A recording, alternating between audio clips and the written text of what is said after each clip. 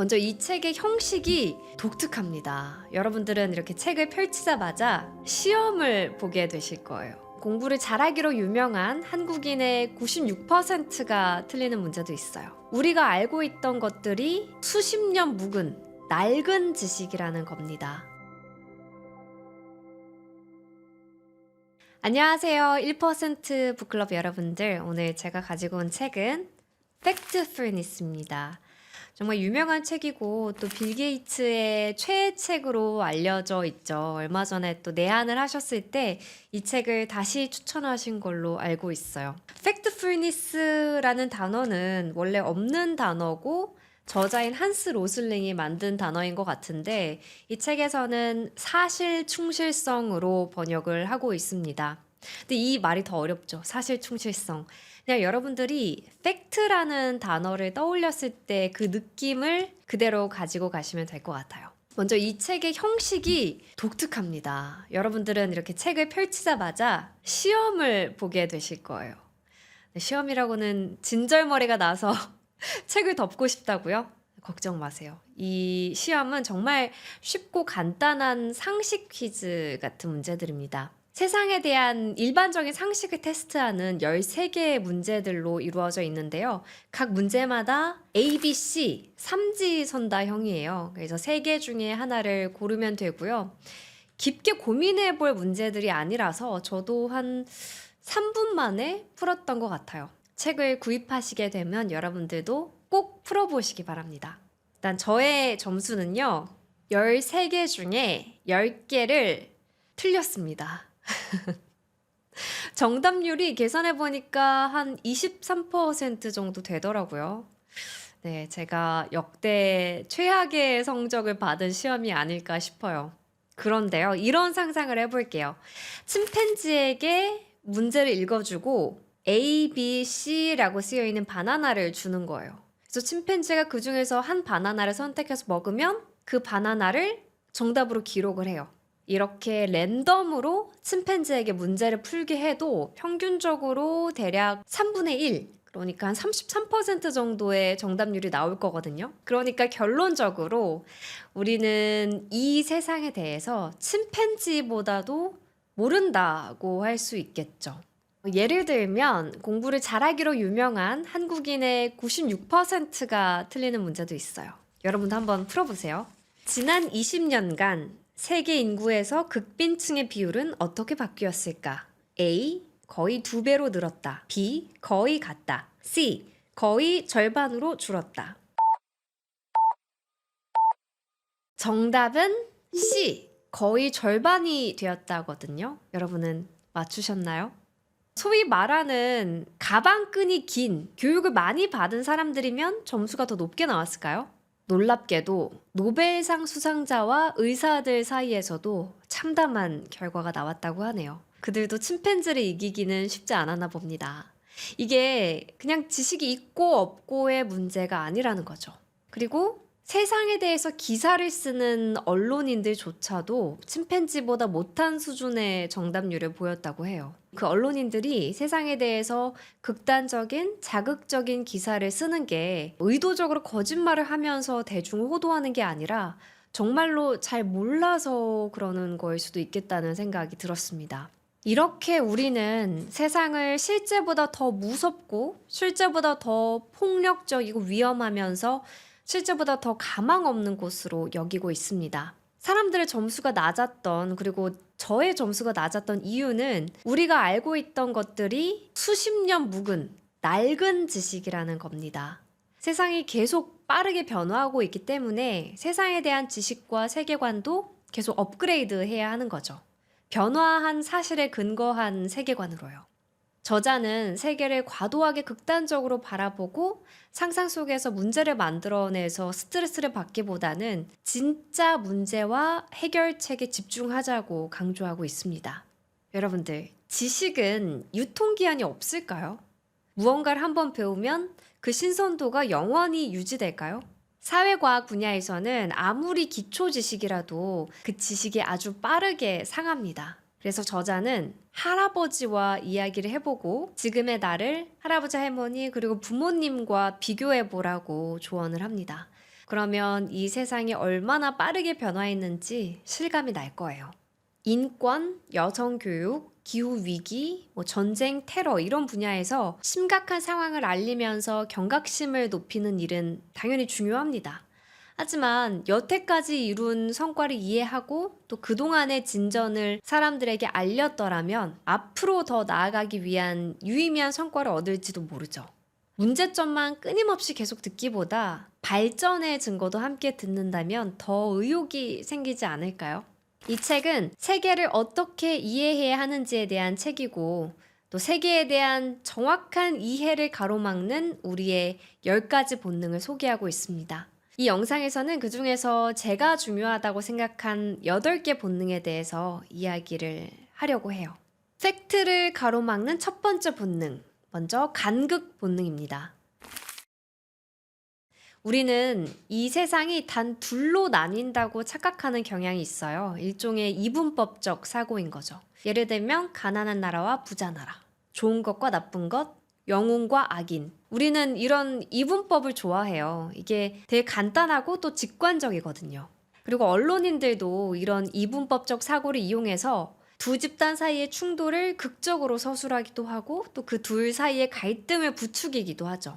저자 한스 로슬링은 세상이 이렇게 이분법적으로 구분되지 않는다는 걸 증명하기 위해서 물방울 도표를 보여줍니다.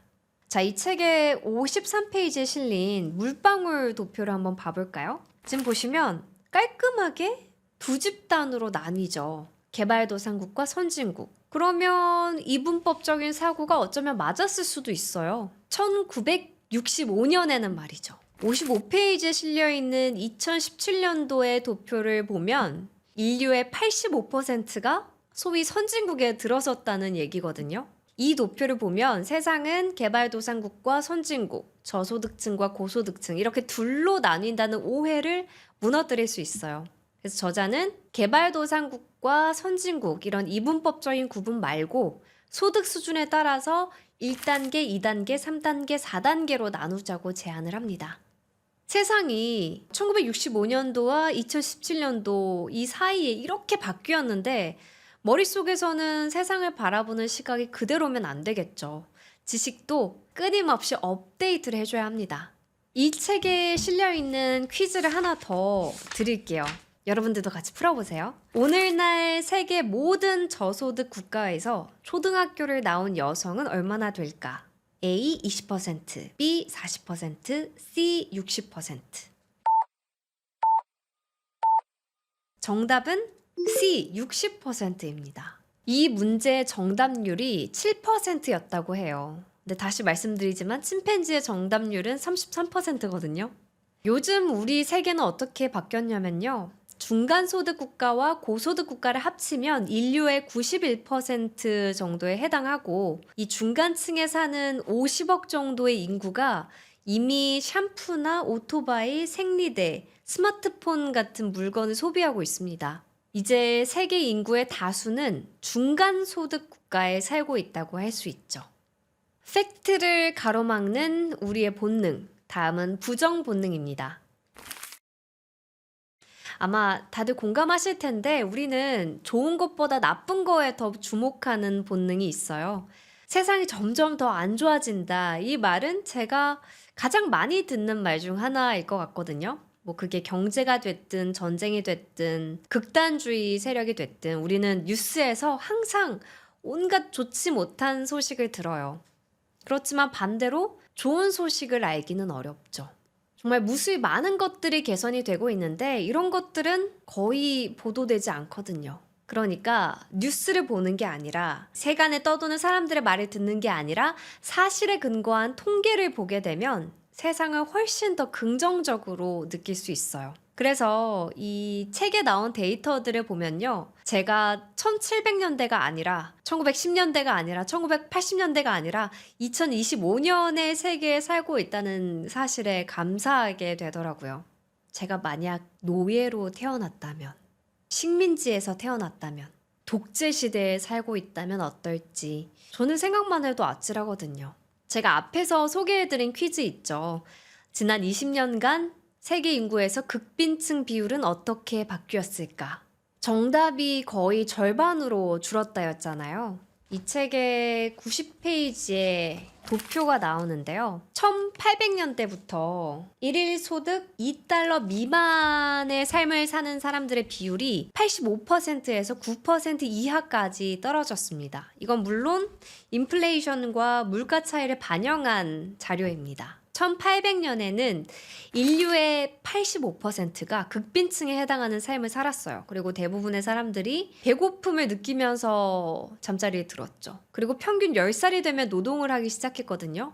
흉년이 들어서 주위에 소중한 사람들이 굶어 죽는 경우도 많았어요. 그런데 이 도표를 보면요. 지난 20년간 극빈층의 비율이 세계 역사상 그 어느 때보다도 빠르게 줄어들었습니다. 우리나라를 한번 예로 들어볼게요. 우리의 할머니, 할아버지는 어떤 밥을 먹으면서 어떤 위생 환경에서 자라왔을지 생각해 보신 적 있나요? 우리는 2025년에 이렇게 굶주림 없이 며칠씩 끼니를 거르지 않고 사는 게 너무 당연하게 느껴져서 놀라운 사실을 하나 잊어버리고 사는 것 같아요. 우리나라의 1950년대는 아프리카 수준이었다는 거. 수명에 대해서도 한번 얘기를 해볼까요? 지난 200년간 전 세계 모든 나라의 기대 수명이 증가했고 근대화를 거치면서 대다수 사람들의 삶이 극적으로 개선되었다는 건 팩트입니다. 이 책의 100페이지를 보면 줄어드는 나쁜 것들에 대해서 이렇게 도표로 보여주고 있는데요. 제가 한번 읽어드릴게요. 줄어드는 나쁜 것, 합법적 노예제, 아동 사망, 에이즈를 일으키는 HIV 감염, 전쟁 사망, 사형, 항공기 사고 사망, 아동 노동, 재난 사망, 핵무기, 천연두. 천연두는 무려 0이 됐어요. 종식이 된 거죠. 오존층 파괴, 굶주림. 그래프가 정말 극단적으로 떨어진 도표들이 많이 있어요. 놀랍지 않나요? 그럼 이번에는 늘어나는 좋은 거 읽어드릴게요. 자연보호구역, 여성의 투표권, 탈문맹, 아동과 청소년의 암 생존율, 초등학생 연령 여자아이 중 학교에 다니는 비율, 휴대전화 사용자 비율, 안전한 물을 사용하는 사람의 비율, 전기를 어떤 식으로든 공급받는 인구 비율, 인터넷 사용자 비율, 한 가지 이상의 예방접종을 받은 1세 아이의 비율. 지금 도표를 보시면 급격하게 증가하는 것들이 많다는 걸 알 수 있습니다. 자, 그러면 우리는 도대체 왜 과거가 더 좋았다고 생각을 하게 될까요? 먼저 우리는 유년 시절을 미화하는 습성이 있어요. 아, 그때가 좋았어. 핸드폰이 없던 시대가 낭만이 있었지. 이렇게 좋은 측면만 기억을 하는 거죠. 우리가 추위와 굶주림에 괴로워했던, 그리고 또 합법적인 차별에서 보호받지 못했던 상황은 거의 기억을 못하고요. 그리고 또 하나, 언론의 선별적인 보도 경향 때문이기도 해요. 언론의 자유가 점점 커지고 또 통신 기술이 발달하면서 우리는 그 어느 때보다 더 많은 재난 이야기를 접하고 있습니다. 뉴스는 현재 일어나고 있는 나쁜 사건에 대해서 끊임없이 경각심을 불러일으키고 있죠. 그래서 우리는 세상이 점점 더 나빠지고 있다는 착각에 빠져서 스트레스를 받고 희망을 포기하기까지 해요. 이렇다 할 근거도 없이. 이번에는 교육 측면을 좀 더 자세히 살펴볼게요. 몇십 년 전만 해도 부모가 가난해서 아이를 모두 학교에 보내지 못할 경우에는 남자아이부터 보내는 경우가 흔했거든요. 근데 1970년대 이후에 놀라운 발전이 일어나게 되죠. 문화와 대륙을 가리지 않고 거의 모든 부모가 아이를 다 학교에 보낼 형편이 되어서 이제 아들뿐만 아니라 딸도 교육을 받기 시작했어요. 그래서 지금은 초등학교를 갈 나이의 그 여자아이들 중에서 90%가 학교에 다녀요. 성별 차이가 거의 사라진 셈이죠. 그런데 이런 발전을 축하하는 것과 더 큰 발전을 위해서 계속 싸우는 건 상충하지 않아요. 우리는 이 두 가지 생각을 동시에 유지해야 합니다. 상황은 나쁘면서 동시에 나아지고 있기도 하고 나아지고 있지만 동시에 나쁘기도 합니다. 우리는 세계의 현 상황을 그렇게 생각을 해야 된다는 거죠. 언론가와 또 활동가들은 사람들의 주의를 끌려고 극적인 상황에 의존한다는 점, 그리고 긍정적인 변화는 뉴스거리가 되지 않는다는 점을 기억을 해야 합니다. 나쁜 뉴스가 많이 나오는 이유는 세상이 나빠져서가 아니라 고통을 감시하는 능력이 좋아졌기 때문일 수 있는 거죠.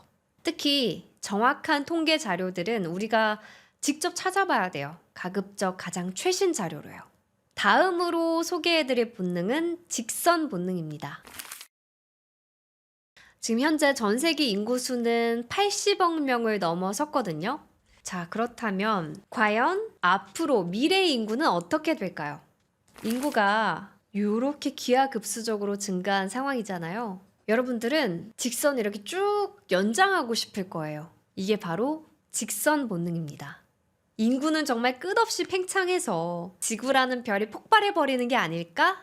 라는 걱정을 할 수 있죠. 자, 유엔의 인구 전문가들이 예측하는 인구 곡선은 100억과 120억 사이에서 평평해지는 것입니다. 자, 그럼 왜 인구가 끝없이 증가하지 않고 이렇게 평평해지는 구간이 나오게 되느냐? 우리가 이렇게 계속 경험해온 급격한 인구 성장을 멈추는 데 필요한 건 아동 인구 성장을 멈추는 거거든요. 근데 이 변화는 이미 진행 중입니다. 유엔 전문가들은 앞으로 아동 인구의 증가세가 멈출 거라고 예측하고 있지 않습니다. 이미 멈췄다고 보고하고 있어요. 그럼 이건 어떤 자료를 통해 알 수 있느냐? 133페이지에 전 세계 여성 1인당 출생아 수 감소 통계를 통해 알 수 있어요. 여성의 1인당 평균 출생아 수는 2.5명 아래로 줄어들었어요. 수십억 명의 인구가 극빈층을 탈출하면서 이들 대부분이 아이를 적게 낳기로 결심한 거죠.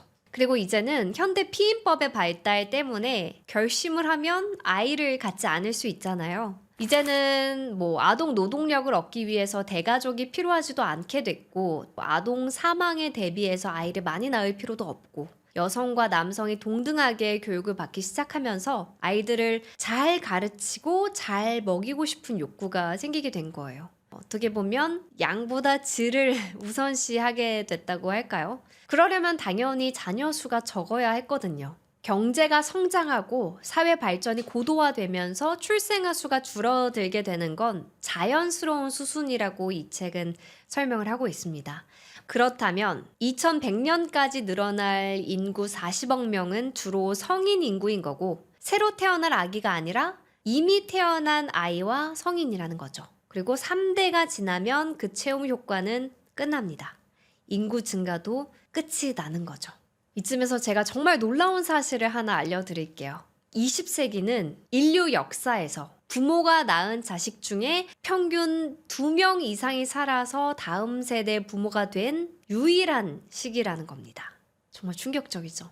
이렇게 보면 인구가 증가한다는 게 꼭 부정적인 건 아닌 것 같아요. 인류의 관점에서 보면은 발전이긴 한 거죠. 하지만 이렇게 늘어난 인구가 지구에 암세포처럼 나쁜 영향을 끼치지 않도록 우리가 앞으로 더 여러 가지 행동을 실천해야 되겠죠.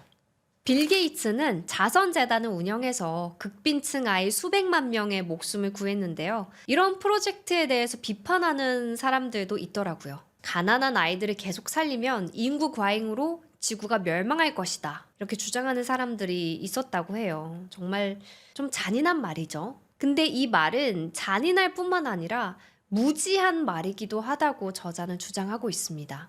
극빈층 아이 수백만 명의 목숨을 구하면 정말 더 인구 과잉이 되어버릴까요? 저자는 그 반대라고 주장하고 있습니다. 반대로 극빈층에 계속 갇힌 세대가 오히려 다음 세대 인구를 더 증가시킬 거라고 말하고 있어요. 극빈층 부모는 아동 노동력 때문만 아니라 아이가 죽을 경우를 대비해서 자녀를 더 많이 낳는 경향이 있습니다. 여성이 자녀를 한 5명에서 8명 정도로 매우 많이 낳는 나라는 소말리아처럼 아동 사망률이 매우 높은 나라들이라고 해요. 그치만 아이들의 생존율이 높아지게 되면, 아이들을 노동에 동원할 필요가 없어지면, 그리고 여성이 더 교육을 받고 정보를 얻어서 피임할 수 있게 되면 이제 여성들은 자녀를 적게 낳아서 교육시킬 꿈을 꾸기 시작합니다. 그렇다면 인구 성장을 멈출 수 있는 유일하게 증명된 방법은 극빈층을 없애고 교육과 피임으로 더 나은 삶을 제공하는 겁니다. 전 세계적으로 삶이 더 나아진 부모는 자녀를 더 적게 낳는 쪽을 선택을 했어요. 물론 일론 머스크는 예외일 수도 있겠네요. 어쨌든 이 세상엔 직선뿐만 아니라 다양한 모양의 곡선이 존재한다는 거를 기억하면 이런 오류에 빠지지 않을 수 있겠죠. 팩트를 가로막는 다음 본능은 공포 본능입니다. 자, 역시 퀴즈를 드릴게요.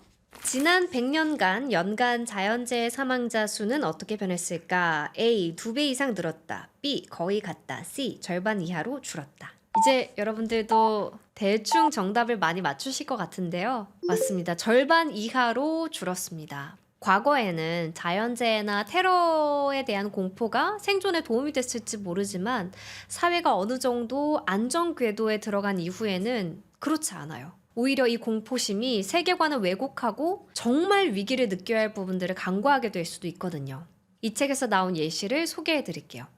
2016년에 4천만 대의 상업 항공기가 목적지에 무사히 착륙을 했고 치명적인 사고를 당한 항공기는 10대였습니다. 확률을 계산해 보면 0.000025%인 거죠. 그렇지만 99.999975%의 케이스, 그러니까 뉴욕을 출발한 항공기가 런던에 무사히 도착했습니다. 이런 뉴스는 없잖아요. 테러에 대한 뉴스가 도배되기 시작하면 테러에 대한 공포가 커지고 우리가 반테러 대응에 많은 관심과 예산과 지원을 쏟아야 될 것 같다는 생각이 들죠.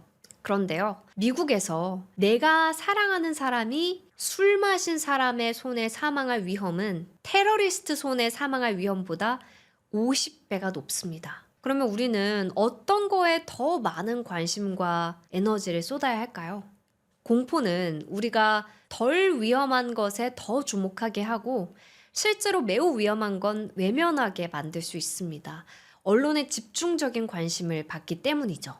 그래서 저자는 공포 본능을 누르고 실제 사망자 수를 따져봐야 한다고 주장합니다. 그렇지 않으면 한정된 우리의 힘과 자원을 엉뚱한 곳에 써버릴 수 있다는 거죠. 팩트를 가로막는 다음 본능은 크기 본능입니다. 단순히 직관적인 사이즈를 보고 판단하는 게 아니라 사실에 기반한 통계를 알아야 세계를 더 잘 이해할 수 있고 결과적으로 개인은 인생에서 더 나은 선택을 할 수 있습니다. 자, 이 책에 나온 퀴즈를 소개해 드릴게요. 자, 여기 지금 실려있는 퀴즈는 우리 세계 인구가 70억일 때를 낸 건데요. 그래도 한번 풀어볼게요. 자, 아래 지도 중 이 70억의 거주 분포를 가장 잘 나타낸 것은, 이렇게 대륙별로 인구 분포를 골라주시면 되는데요. 정답을 말씀드리면 대륙 측면에서 인류 다수는 아시아에 살고 있습니다. 근데 그 비율이 어느 정도냐면요, 4대 1대 1대 1이에요. 그러니까 아시아에 압도적으로 많은 인구가 살고 있는 거죠. 근데 유엔은 이번 세기 말이 되면 아메리카와 유럽의 인구는 거의 변하지 않고 아프리카는 한 30억 정도가 늘고 아시아는 10억 정도가 늘 걸로 예상하고 있어요. 다시 말해서 세계 인구의 80% 이상이 아프리카와 아시아에서 살게 되는 거죠. 그러면 세계 시장의 무게중심은 대서양에서 인도양으로 옮겨집니다. 더 이상 아메리카와 유럽이 세계 소비 시장을 이끌지 않는다는 거죠. 지금처럼 전 세계에서 소득이 꾸준히 높아진다면 2040년쯤에는 주된 소비자의 60%가 서양 이외의 지역에서 살게 될 거라는 예측이 나옵니다. 그래서 저자는 서양의 세계 경제 지배가 곧 끝날 거라고 주장하고 있죠. 인구 분포가 완전 달라지게 되니까요. 팩트를 가로막는 다음 본능은 일반화 본능입니다. 일반화 본능도 우리 사고가 제 기능을 하기 위해서 필요한 범주화지만 세계를 바라보는 시각을 심각하게 왜곡할 수 있습니다. 여기도 퀴즈를 드릴게요. 오늘날 전 세계 1세 아동 중 예방접종을 받은 비율은 몇 %일까? A 20%, B 50%, C 80%. 정답은 80%입니다. 좀 더 정확하게 말씀드리자면 88%예요. 백신이 생각보다 복잡한 게 그냥 이렇게 주사를 띵 맞으면 끝나는 문제가 아니거든요. 백신은 쿨체인이라고 불리는 저온 유통을 해야 돼요. 근데 이게 가능하려면 운송, 보건의료, 전기 이런 기반 시설이 다 갖춰져야 하거든요. 전 세계 아동의 88%가 백신을 이미 맞고 있다고 하는데 20%만 접종을 맞고 있다는 잘못된 편견을 가지고 있으면 사업가의 입장에서도 거대한 투자 기회를 놓치는 거일 수 있는 거예요. 만약에 이런 상황에서 아프리카 지역은 전기, 운송, 의료 이런 인프라가 전혀 안 돼 있어. 여기서는 사업이 불가능해. 라고 생각한다면 이거는 정말 심각한 고정관념일 수 있는 거죠. 저는 이 책에서 나온 예시 중에 생리대 시장 이야기가 재밌었거든요. 그 2단계, 3단계에 속한 여성들 중에서 피임 상태를 유지하는 인구 수십억 명이 생리대 소비를 지금 이끌고 있어요. 그런데 이 생리대를 제조하는 업체들은 대부분 4단계 생리 여성 3억 명에만 계속 매몰돼서 생각을 했던 거예요. 거기에 매몰된 채 거기서 새로운 욕구와 고객을 찾으려고 했거든요. 특수 울트라 슬림 패드를 만들어 볼까? 요가할 때 쓰면 좋은 패드는 어떨까? 뭐 비키니 입을 때 쓰는 패드는 어떨까? 근데요, 2, 3단계에 사는 20억 여성 인구는 그런 특수 패드가 필요한 게 아니거든요. 그냥 가성비 좋은 튼튼한 패드를 원할 가능성이 높거든요. 그런데 이 세계 인구 대다수가 생리대 같은 물건을 살 수도 없을 정도로 가난하다고 오해를 하고 있으면 역사상 가장 큰 기회를 놓치는 걸 수 있죠. 다시 상기를 시켜드리자면 세계 인구 다수에서 삶의 단계가 천천히 올라가고 있습니다. 그리고 전 세계 거의 모든 사람들이 소비자가 되고 있어요. 예전에는 소위 선진국에서만 소비할 수 있을 만한 제품들이 이제 다른 대륙에서도 소비될 수 있을 여건이 갖춰지고 있는 거죠. 그 말은 사업 계획을 세우는 사람, 정책을 세우는 사람들이라면 사실에 근거한 세계관의 바탕으로 미래를 바라봐야겠죠. 우리는 베트남은 어떨 거야, 뭐 남아공은 어떨 거야, 중국은 어떨 거야 이렇게 일반화된 생각을 서슴지 않고 할 때가 많아요. 특히 이 아프리카 대륙을 마치 한 나라처럼 취급하면서 아프리카 나라들은 어떨 거야 이렇게 얘기를 하기도 하죠. 근데 아프리카 대륙 안에서도 수많은 나라들이 있고 각자의 상황이 다른데 말이죠. 사실 삶에 영향을 미치는 가장 큰 요인은 국가도 아니고 종교도 아니고 문화도 아니고 소득 수준이라고 저자는 이야기하고 있습니다. 1단계의 삶은 어느 나라나 비슷하고 4단계의 삶도 어느 나라나 비슷하다는 얘기죠. 팩트를 가로막는 다음 본능은 운명 본능입니다. 이것도 한번 퀴즈를 드릴게요. 전 세계 30세 남성은 평균 10년간 학교를 다닌다. 같은 나이의 여성은 평균 몇 년간 학교를 다닐까? A. 9년, B. 6년, C. 3년. 정답은 9년이에요. 여러분, 문화와 종교 그리고 사회 시스템은 영원 불변하지 않고요. 끊임없이 움직이고 탈바꿈하고 있습니다. 운명이니까 늘 그 상태로 존재해 왔고 앞으로도 변하지 않을 거란 생각을 쉽게 할 수도 있겠죠. 예를 들면 우리는 어쩌면 아직도 이 아프리카 대륙을 유럽에게 착취당하던 그 상태의 아프리카로 인식하고 있을지도 몰라요. 그 식민지 상태의 아프리카로요. 아프리카는 늘 그렇게 가난하고 뒤처져 있을 거라고 동정심을 가지고 보는 거죠. 그런데요, 아프리카 나라들 중에서도 알제리, 튀니지, 리비아 이런 나라들은 기대 수명이 세계 평균 수명보다 높거든요. 중동에 있는 이란처럼 여성의 인권이 낮다고 생각되는 나라를 예로 들어볼게요. 이란의 젊은 여성들도 19수에서 현대적 가치를 추구하고 있고 피임을 하고 있거든요. 이란에서 1인당 출생아 수가 빠르게 감소하고 있는 건 이란 여성의 교육 수준이 높아지고 있다는 증거라고 할 수 있어요. 이란에서 이미 1990년대에 세계 최대 규모의 콘돔 공장이 들어섰다는 사실을 아는 분은 그렇게 많지 않을 거예요. 여기서 우리가 알 수 있는 점이 있어요. 260페이지 도표를 보면 문화나 종교에 관계없이 어느 문화권에서나 1단계 극빈층 여성이 아이를 많이 낳습니다. 소득이 높을수록 자녀 수가 적어지는 거죠. 그리고 여성에 대한 인식이나 뭐 육아 분담, 가부장적 가치 이런 것들도 불변의 가치가 아니라는 거를 우리나라 사람들 모두가 인정할 거예요. 그러니까 사회와 문화는 끊임없이 움직입니다. 아무리 그게 더딘 변화여도 아무리 사소한 변화여도 변화를 하고 있다는 건 팩트죠. 팩트를 가로막는 다음 본능은 비난 본능입니다. 세계의 중요한 문제를 이해하려면 개인에게 죄를 추궁하기보다 시스템에 주목해야 할 때가 많습니다. 근데 우리는 문제 상황에서 희생양이나 악당을 찾아내려는 본능이 있어요. 역사적으로 인류는 그래 왔고요. 근데 이제는 마녀 사냥을 할 게 아니라 통계 근거에서 정확한 원인을 파악해 보려는 자세가 너무나 필요합니다. 기후 위기라는 중대한 비상 사태 속에서 과연 누가 책임이 있고 앞으로 누가 더 개선 노력을 해야 하느냐, 이런 문제를 생각해 볼게요. 일단 직관적으로 생각을 해보면 지금 중국이나 인도 같이 급성장하면서 오염물질을 마구 배출하고 있는 나라들이나 아니면 아마존 열대우림에서 벌목을 해대고 있는 브라질을 비난하기 쉽죠. 그런데요, 그들에게만 비난의 화살을 돌리는 게 과연 타당할까요? 오늘날 대기에 축적된 이산화탄소 대부분은 현재 4단계에 사는 선진국들이 지난 50년간 배출해온 거거든요. 저자는 서양인들이 이 기후 위기에서 자신의 책임을 아주 쉽게 다른 나라들, 특히 개발도상국들에게 떠넘기는 현상이 바로 비난 본능이라고 말하고 있습니다. 제가 흥미로운 예시를 하나 들어볼게요. 현대의학이 발달하기 전에 상상할 수 있는 최악의 피부병이 매독이었거든요. 이게 처음에는 부스럼 때문에 가렵기 시작하면서 나중에는 이 뼈가 막 환히 드러나 보일 정도로 피부가 썩어 들어가는 끔찍한 병이었어요. 근데 이 매독이라는 질병이 장소에 따라서 다른 이름으로 불렸다는 거 여러분들 알고 계셨나요? 러시아에서는 폴란드 질병, 폴란드에서는 독일 질병, 독일에서는 프랑스 질병, 프랑스에서는 이탈리아 질병, 이탈리아 사람들은 프랑스 질병, 이렇게 불렀어요.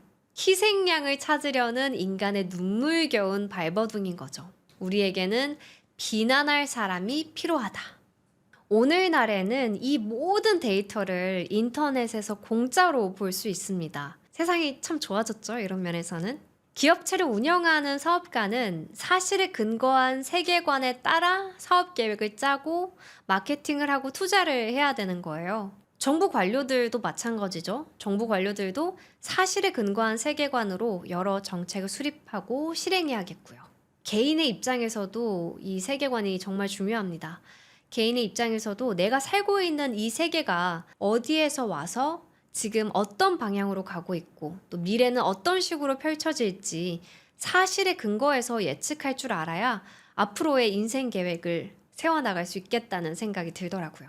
여러분들도 오늘 저와 함께 그리고 팩트풀니스라는 책과 함께 여러분의 낡은 이미 상해버린 지식을 업데이트 하셨길 바라겠습니다. 나는 책을